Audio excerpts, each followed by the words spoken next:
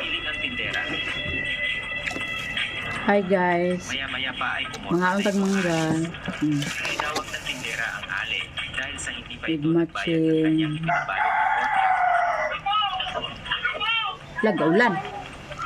With matching. Sa ngalan na ginamos. Subalit sinabi ng ale na nagbayad na daw siya sa tindera.